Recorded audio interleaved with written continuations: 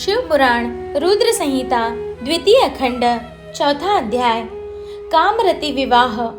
नारद जी ने पूछा, हे ब्रह्मा जी, इसके पश्चात क्या हुआ? आप मुझे इसके आगे की कथा भी बताइए। भगवान काम और रति का विवाह हुआ या नहीं? आपके शाप का क्या हुआ? कृपया इसके बारे में भी मुझे सविस्तर बताइए।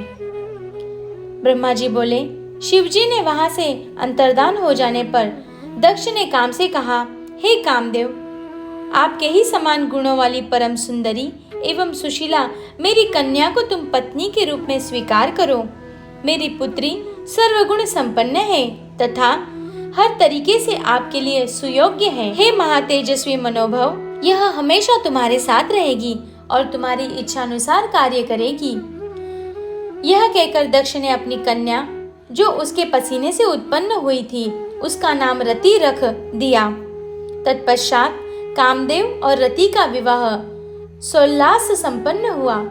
हे नारद, दक्ष की पुत्री रति बड़ी रमणीय और परम सुंदरी थी। उनका रूप लावण्य मुनियों को भी मोह लेने वाला था। रति से विवाह होने पर कामदेव अत्यंत प्रसन्न हुए। वे रति पर पूर्ण मोहित थे। उनके विवाह पर बहुत बड़ा उत्सव हुआ। प्रजापति दक्ष पुत्री के लिए सुयोग्य वर पाकर बहुत खुश थे। दक्ष कन्या देवी रति भी कामदेव को पाकर धन्य हो गई थी। जिस प्रकार बादलों में बिजली शोभा पाती है, उसी प्रकार कामदेव के साथ रति शोभा पा रही थी। कामदेव ने रति को अपने हृदय सिंहासन में बिठाया तो रति भी कामदेव को पाकर उसी प्रकार प्रसन्न हुई, जिस प्रकार श्री हरि को पाकर देवी लक्ष्मी।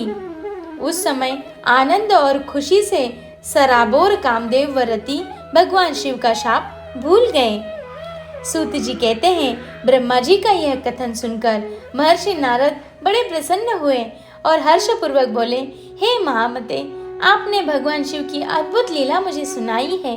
प्रभो, आप यह बताइए कि कामदेव और रति के विवाह के उपरांत सब देवताओं के अपने धाम चले जाने के बाद पितरों को उत्पन्न करने वाली ब्रह्म कुमारी संध्या कहाँ गई? उनका विवाह कब और किससे हुआ? संध्या के विषय में मेरी जिज्ञासा शांत कराइए।